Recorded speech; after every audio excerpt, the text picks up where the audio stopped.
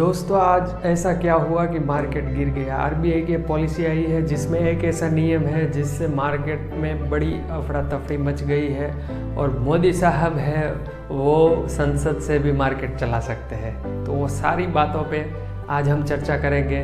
तो आइए पहले शुरू करते हैं, मार्केट आज गिरा क्यों। देखो, मार्केट गिरने का दो रीज़न है, एक तो हमारा इंटरनल और दूसरा एक्सटर्नल। इंटरनल रीज़न ये है कि जो आरबीआई की पॉलिसी आई है उसमें ऐसी कोई ठोस बात नहीं है इंटरेस्ट कट के रिलेटेड या आगे जो लिक्विडिटी है उसको लेके कोई क्लियर बात नहीं है। सब वेग है, ऊपर ऊपर से बात की है, कोई डेफिनेट के कोई ऐसा प्लान नहीं दिया है कि जिससे मार्केट को बेनिफिट हो। इसीलिए मार्केट निराश हो गया, तो कोई पॉजिटिव इम्पैक्ट नहीं हुआ।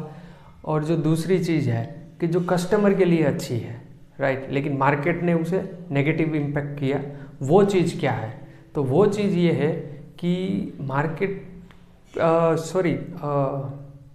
जो आरबीआई है, हमारे गवर्नर शक्तिकांत दास, उन्होंने बताया कि अभी जितनी भी फाइनेंशियल कंपनीज़ हैं और एनबीएफसी मतलब जो लोन देती है रिटेलर्स और एमएसएमई सेगमेंट को, उसको एक लेटर बनाना पड़ेगा, एक की फैक्ट लेटर, कि जिसमें सारी डिटेल उनको बतानी पड़ेगी कि अगर आप लोन दे रहे हैं तो उसका इंटरेस्ट रेट कितना है, उसकी प्रोसेसिंग फ़ी कितनी है, डॉक्यूमेंट की फ़ीस कितनी है, और कोई दूसरे जो आप एडिशनल खर्चे लगाते हैं वो कितने हैं। मतलब सारे सब मिला के कितना खर्चा लगेगा वो आपको एक शीट पे ही दिखाना पड़ेगा, पीछे से कुछ नहीं लगा सकते आप जिसका कस्टमर को पता ना हो। तो ये जो रूल बनाया है आरबीआई ने वो कस्टमर के लिए बहुत अच्छा है, क्योंकि बैंक्स बहुत सारे खर्चे लगाती है जो एक रिटेल कस्टमर के लिए प्रॉब्लमेटिक होता है। वो पीछे से बहुत हल्ला करता है लेकिन वो कुछ नहीं कर सकता, उसको सारे पैसे चुकाने ही पड़ते हैं। तो ये अब जो आरबीआई ने किया है कि एक कंप्लायंस बनाया है और उन्होंने सख्त ये निर्देश भी किया है कि जितने भी बैंक्स हैं, एनबीएफसी है, उनको ये पॉलिसी कस्टमर फोकस बनानी होगी और कंप्लायंस को प्रायोरिटी पे लेना होगा। उसके क्या बोलते हैं कि उसको लेके ही आगे बढ़ना होगा, उनको प्रायोरिटी बनाना होगा, कस्टमरों का फोकस रखना होगा और कंप्लायंस को बहुत सख्त तरीके से अप्लाई करना होगा बैंकों को। इससे होगा क्या कि जो बैंकों को जो छोटे मोटे खर्चे लेके जो उसका रेवेन्यू बढ़ता था, प्रॉफिट बढ़ता था, वो कहीं ना कहीं रुक जाएगा और उसी जो इम्पैक्ट है उसकी इम्पैक्ट हमें मार्केट में देखने को मिली कि बैंक निफ्टी फटाक से नीचे गिर गई, क्योंकि सारे जो बैंकिंग शेयर है वो नीचे आ गए, क्योंकि इससे उनका जो प्रॉफिट है, प्रॉफिटेबिलिटी है, जो छोटे छोटे खर्चे वो इसमें से निकाल लेती थी, उस पर इम्पैक्ट पड़ेगा। और अगर कोई दूसरी बात करे तो बात थी इन्फ्लेशन की, कि इन्फ्लेशन जो हमारा लास्ट ईयर था वहाँ पे 5.5% के अराउंड था, जो अभी आने वाले क्वार्टर में वो नीचे जाएगा। जो इससे पहले मतलब कि फाइनेंशियल ईयर 23 था तो जो इन्फ्लेशन था वो अराउंड 6% के ऊपर था, कुछ 6.7 और 6.2 समथिंग। तो ये एक पॉजिटिव चीज़ थी इसमें, लेकिन इसमें मार्केट को इतना ज़्यादा कोई इम्पैक्ट नहीं कर पाया, इसको अच्छा नहीं लगा इतना ज़्यादा जितना ये बुरा लगा। तो ये एक पहला न्यूज़ हो गया। और जो दूसरा न्यूज़ था कि जो यूएस में जो ट्रेजरी है वहाँ का, ठीक है, वो यील्ड है वो बढ़ गया है। रीज़न क्या है यील्ड बढ़ने का? कि वहाँ पे जो जॉब का जो डेटा है, जॉबलेस डेटा जो रेगुलर आता है, उस डेटा में थोड़ी सी अनसर्टेनिटी है। अभी इतना अच्छा डेटा नहीं है जितना मार्केट एक्सपेक्ट करता है, तो उसका यील्ड बढ़ गया है। और रीज़न भी यही है कि अभी जो नियर फ्यूचर में जो फेड की मीट होगी जो मार्च में, उसमें भी रेट कट की संभावना बहुत कम है। अब नेक्स्ट मई में ही रेट कट आएगा, उसका भी इम्पैक्ट मार्केट पर पड़ा, इसलिए मार्केट गिरा। अब बात करते हैं मोदी साहब की। तो मोदी साहब ने जो संसद में बोला है पीएसयू के बारे में, तो वहाँ से आज एलआईसी शेयर ऊपर चला गया है 6%। तो अब पीएसयू शेयर का उन्होंने बोला है कि पहले 10 साल पहले उसका कुछ 1.25 लाख करोड़ का प्रॉफिट था पीएसयू का, जो अभी 10 साल बाद यानी कि अब उसका प्रॉफिट 2.5 लाख करोड़ हो गया है।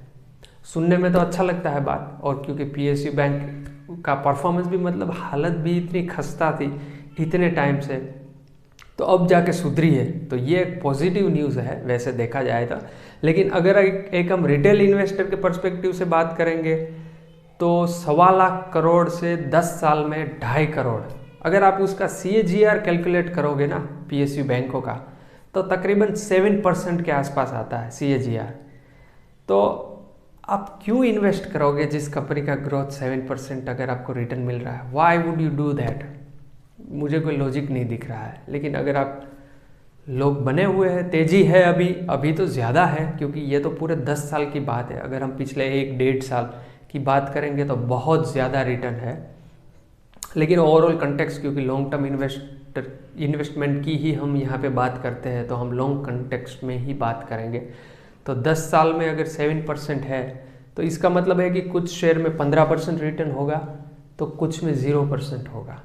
ये भी देखना होगा, क्योंकि ये पूरे PSU सेगमेंट की मोदी साहब ने बात की है, कोई पर्टिकुलर स्टॉक या पर्टिकुलर एक सेक्टर की बात नहीं की, राइट।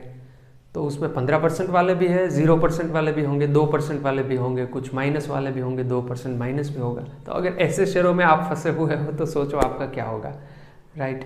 तो ये, लेकिन एक चीज़ है कि मोदी साहब ने मार्केट चला गया, मार्केट में कॉन्फिडेंस आ गया कि नहीं PSU बैंक अभी चलेंगे, गवर्नमेंट का कॉन्फिडेंस है। और मोदी साहब जो है ना वो क्रिकेट में बोलते हैं ना कि man with a golden arm, कि आप उसे कुछ भी देते हो, जब आपको विकेट चाहिए अगर आप उसे बॉलिंग देते हो तो वो आपको विकेट निकाल के देता है। That is a man of with golden arm, वो कहावत है क्रिकेट में।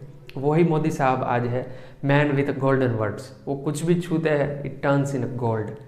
आज PSU की बात की, हालांकि ये दूसरी बार बात की है गवर्नमेंट ने संसद में से PSU की। पहली बार कुछ 1 साल पहले बात की थी, तब इतना ज़्यादा इम्पैक्ट मेरे ख्याल से नहीं हुआ था जितना अभी हुआ है या तो होगा। तो ठीक है, होता रहता है मार्केट में ऐसा गवर्नमेंट में।